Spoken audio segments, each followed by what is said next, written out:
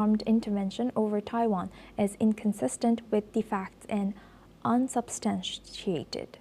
This comes as Chinese UN Ambassador Fu Kong has accused Japanese Prime Minister Takaichi of a grave violation of international law and diplomatic norms when she said in the parliament this month that a Chinese attack on Taiwan could trigger a military response from Tokyo.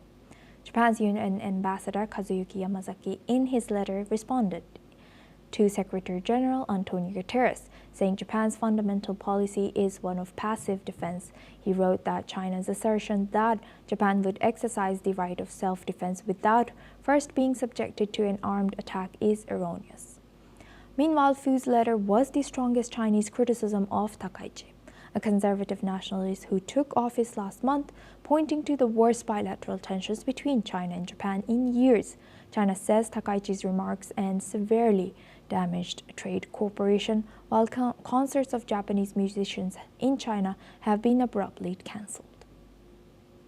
Now for this discussion, we welcome Dr. Satoru Nagao. He's a fellow at Hudson Institute, joins us live from Tokyo. Thank you very much, Dr. Satoru, for joining us again.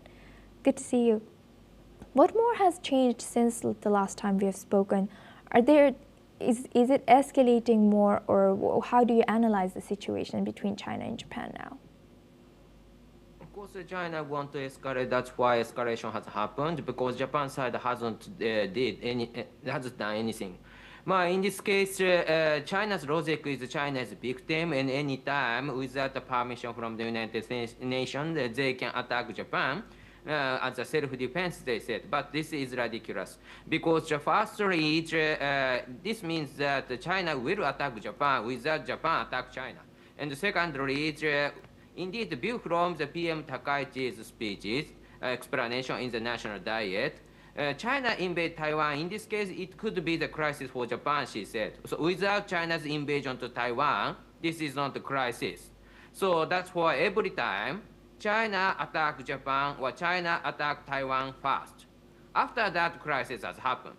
So despite this, China say China is a victim. That is what kind of logic? We cannot understand.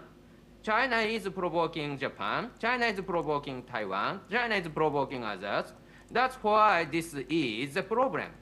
So China cannot say they are victim. They are offender. That is clear. So logic is very strange. But anyway, China want to make pressure to Prime Minister Takaichi, the new government of Japan, to test her capability. So that's why this is a crisis, and China control situation. Because of the China escalate situation, Japan did not do anything. So that's why when it will end, China can decide. That's all. Thank you. Yes, indeed. And now that we know that China has escalated this matter to United Nations, what do you think UN could do to ease tensions between them? Anyway, China want to make the pressure to Prime Minister Takaichi. So that's why anything that they want to exploit it. And in case of the United Nations, there are many countries who do not touch this issue. So that's why it's simply said, because they do not know this issue, there is a possibility they will follow China's logic. That is a concerning point.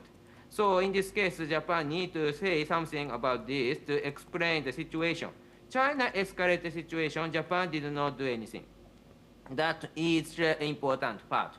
But without knowledge, some country accept China's logic, even if the China's logic is completely strange. So that is a concerning point. Right.